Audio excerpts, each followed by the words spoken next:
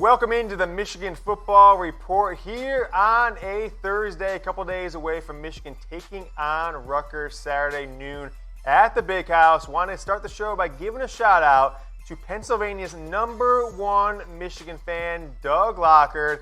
Thanks so much for watching the show, Doug. Appreciate all the support. Follow him on Twitter at LockerDoug, just like his name is spelled there, except backwards with an @ symbol and no space in between. We got a big show for you today. Big show breaking down Michigan football rumors and injuries heading in to the game against Rutgers on Saturday. Let's start off with the drama from Wednesday. Message board rumors on Jim Harbaugh's Wolf. What? You didn't say the magic word. You didn't say the magic word.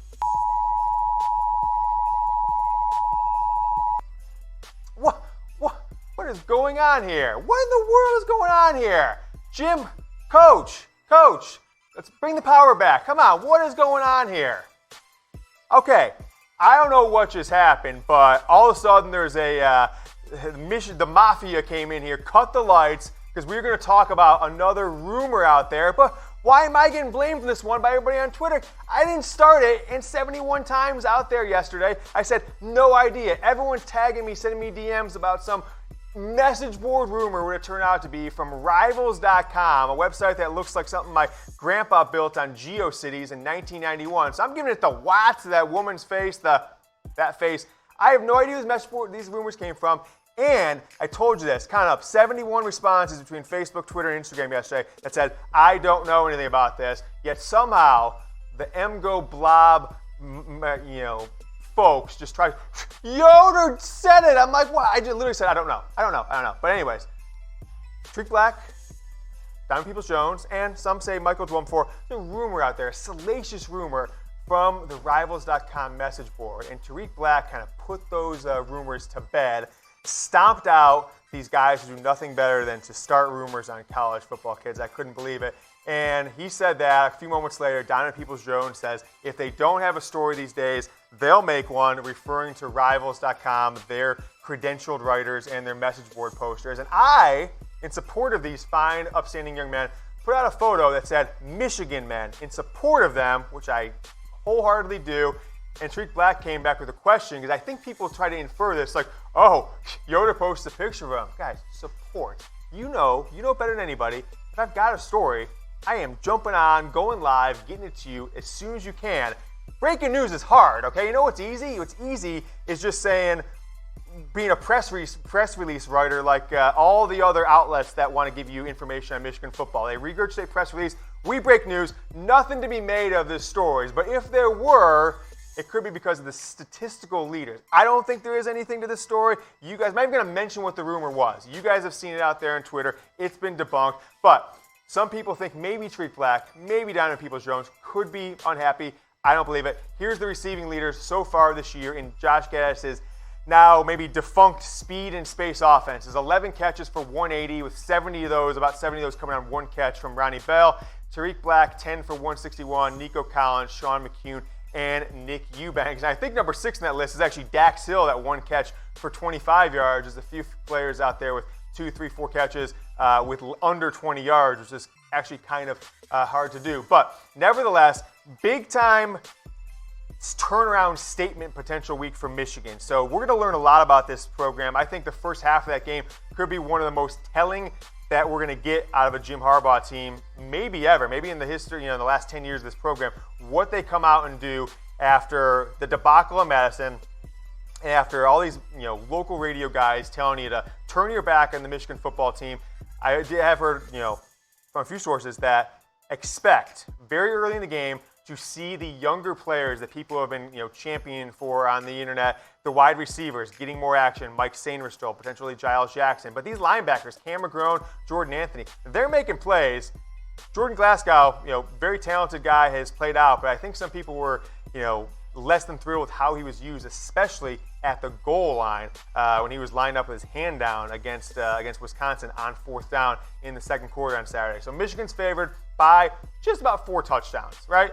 Some folks say, Are they going to score 4 touchdowns in the next 3 weeks combined? I don't know, but the odds makers say 27.5 point favorite. I think the over/under was at 46, 48 in this game. Over/under on that game. I'm putting some money on this game. Not going to tell you who until Saturday, but I recommend that if you guys want to put your money where your mouth is on the Michigan football program, on any college football game, NBA or NFL, starting tonight with Thursday Night Football, do it with our partner BetDSI. Promo code GoBlue. Go to chatsports.com/bet. 120% deposit bonus. Let me do a little quick math for those of you that were tweeting at me yesterday. The one percenters that just can't follow things out there. You put $100 down, 120% deposit bonus, so you get an extra $120 in your account to bet with. Put $20 down on Michigan if you want to have a little more action going on the game. Your wife will be asking you why you're still watching the game in the fourth quarter when Michigan's up by 24 points. Honey, I got money on the game.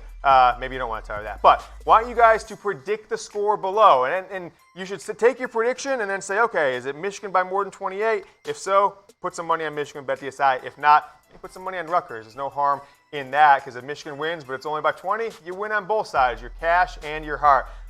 Predict the score below in the comment section here on YouTube. We're also going to put this show today on Facebook Live. Number 20, Michigan Wolverines at home versus Rutgers, a team 3 years ago that they beat 78-0. But if you remember last year, I actually think the Rutgers game in early second week of November was actually potentially the start of this 5-6 game decline of Michigan. A lot of question marks coming out of that game against Rutgers last year. So first rumor, we're given the what? Not our story.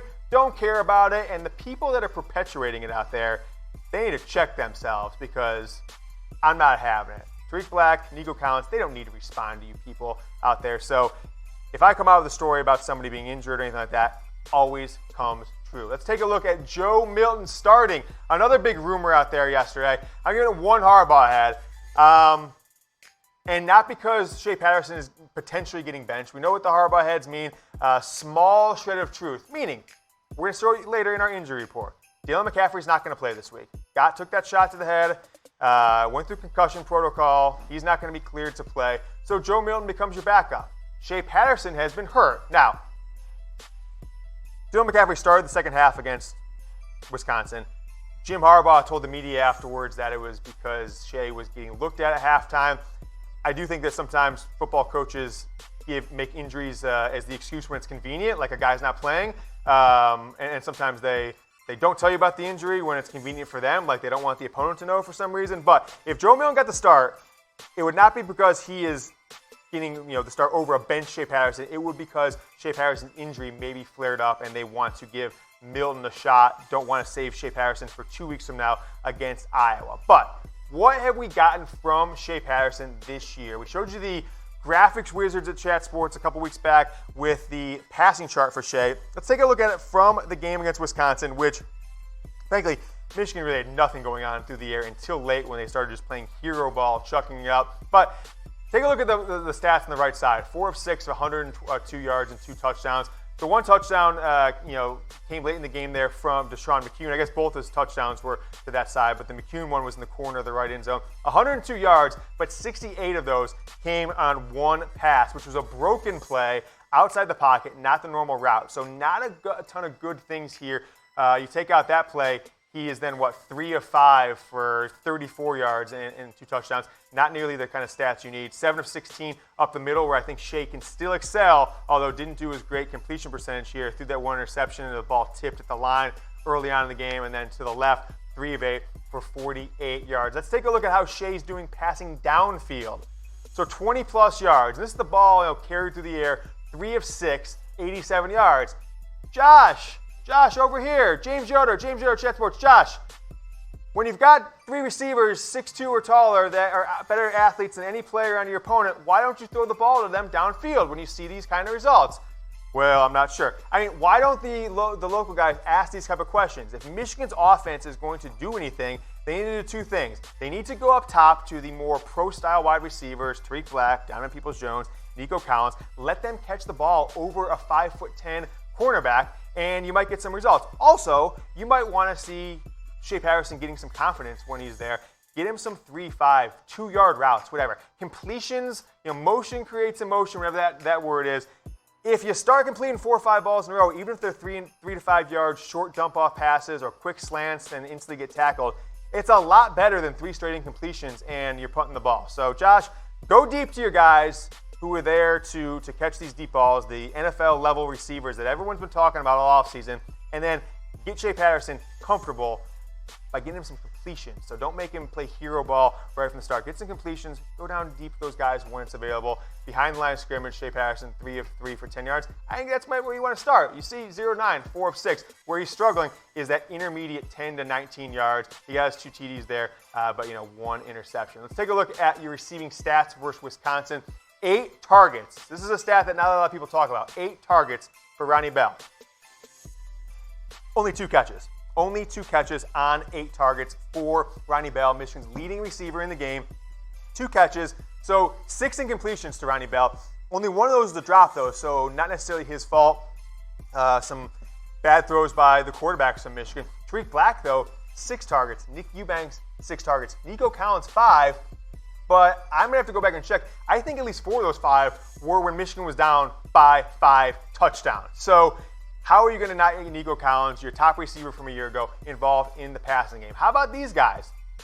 Sean McKeon, 4 targets, 2 catches. Donovan Peoples-Jones making a comeback, only got 18 snaps in the game, but 1 catch for a touchdown, 0 drops for DPJ. I just don't understand why your top 3 receivers, Peoples-Jones, Tarik Black, Nico Collins, are not getting 6 to 10 targets per game each. Why Ronnie Bell has all of a sudden become the #1 target for the Michigan football offense under Josh Gattis. Zach Charbonnet, 1 target. Christian Turner, 1 target. Mike Sainristil, everybody's favorite slot receiver from the spring and the fall, not getting the snaps that many thought he would through the first 3 games. We will see what happens with Mike Sainristil this week. I'm actually expecting to see him a lot more on the field in this 4th game against Rutgers on Saturday, high noon at the Big House in Ann Arbor, Michigan. Let's take a look at the Michigan injury report heading into this game. I put my sources out there. There's going to be 1 last practice today and Thursday that this could change, but here's what we're hearing coming into the final practice for the game on Thursday. We've got at least 8 players that have been injured from the start of the season or re-aggravated something against Wisconsin on Saturday. So you've got, obviously we all know about Zach Charbonnet. We saw what happened to Dylan McCaffrey. Donovan Peoples-Jones, Tru Wilson, haven't seen him in a couple weeks. And we've got some players on the defensive side like Michael Dwumfour, Josh Ross, and a few others that we're going to take a look at here in just a moment. So Joe Milton starting was the rumor to start this segment. I think there's a chance, given a 1 Harbaugh head, small shred of tooth, but it is not because Joe Milton is all of a sudden your starting quarterback at the University of Michigan that Shea Patterson's being benched, because if he trots out there at noon on Saturday, it will be because Shea Patterson is too injured to play, which I don't know if he is at this point. I've been told Shea's going to play, so we'll see what happens on Saturday. One man who will not be playing, though, on Saturday is Dylan McCaffrey. Taking a look at the Michigan injury roundup now here on screen. 15 snaps for Dylan McCaffrey. Got the start in the second half against Wisconsin. Jim Harbaugh said it's because he was in. Shea was being looked at. Shea was hurt. Whether you want to believe that or not is your choice. Zach Charbonnet, 18 snaps, only 2 carries after 33 carries against Army. So all you say, you said he wasn't going to play. You said this, guys. I said he was hurt. I can't control whether a guy wants to, go out there on a hurt knee, whether Michigan thinks they need him to go out there on a hurt knee. But 2 carries versus 33, you make your own decisions. You're watching the show, already makes you one of the top, 5% of smartest football fans out there for watching this show and not listening to others. So you guys know what happened. 50-50 is my stats for him in the game on Saturday. Tru Wilson, also 50-50. I think we're going to find out Thursday practice. I might be able to update you guys on Friday or early Saturday on his status. I'm kind of leaning 49-51 that he won't play.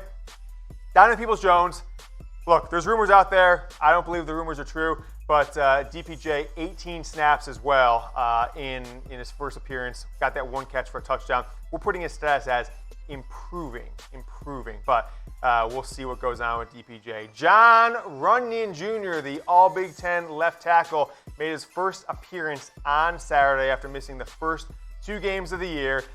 Been told he's 100%. played, I think, was every snap on Saturday, and then the two other tackles, 65 of 67 snaps. So he played all but 2 snaps. Ryan Hayes and Jalen Mayfield rotated, although Mayfield got the majority of the snaps at the right tackle position. Sean McKeon will not play. Hurt in game, caught a touchdown pass in the corner of the end zone, and then kind of like slid into some people. It's tough to tell what really happened, but he left the game injured, won't play. Michael Dwumfour, folks, no matter what you're hearing out there, every single week Michigan keeps saying, oh, Dwumfour, we expect him to play, yada, yada, yada.